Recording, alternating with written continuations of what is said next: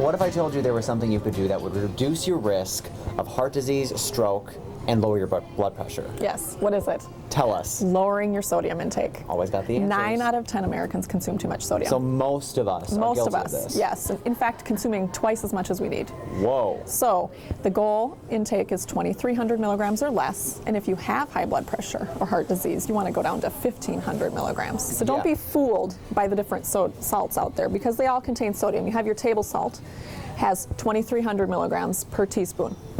You have your sea salt and your kosher salt.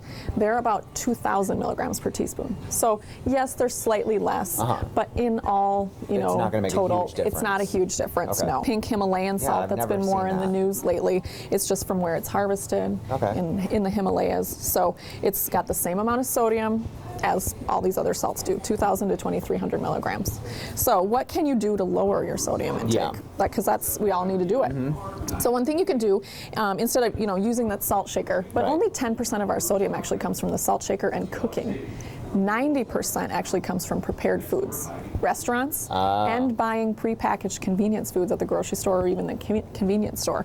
So you need to look for some lower sodium things, how you can flavor your food. Instead of salt, you can use citrus, and that's why I've got this little piece of citrus inside the salt shaker, because it does give that same salty flavor. Vinegars, using those as a flavor tool instead of using salt. Also using fresh herbs and spices is another good thing.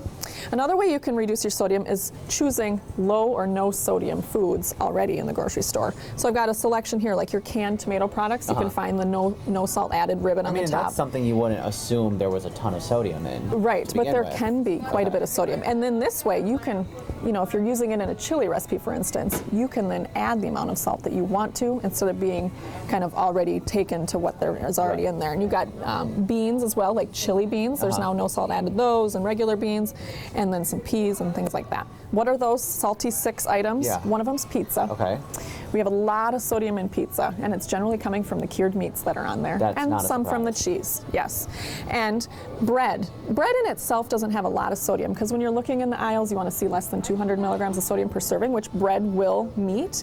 But if you eat a lot of bread through the course of the day, you're going to have a higher amount of sodium. Your cured meats or processed meats are going to have a lot of sodium. When you put the two together, sandwiches in general have a lot of sodium. The 5th one is chicken. So if you get frozen chicken breasts, really be sure on looking at the sodium. I've found them that have 500 milligrams of sodium per chicken breast. Versus get the fresh, and there's like 50 milligrams. So it's quite a bit of difference. And then soups, looking for the lower sodium soups. So we're going to take one of those salty 6 items and make it over, the pizza. Everybody loves pizza, but this is a lower sodium version. So typical pizza, about 900 milligrams per serving of sodium. This is 490. So you're doing good.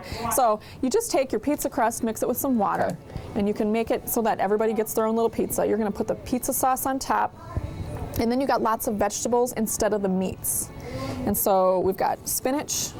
Just put a little spinach on there, and then we've got some fresh garden cherry tomatoes, and then your favorite mushrooms. Nom nom. Yes. And then a little bit of fresh basil. And a little bit of garlic. And that's going to be the flavor that we're for the sodium. And then you really only need just a little bit of cheese, because it's going to, melt in. And you pop it in the oven for about 10 minutes at 450, and you have some really delicious vegetable flatbread pizza.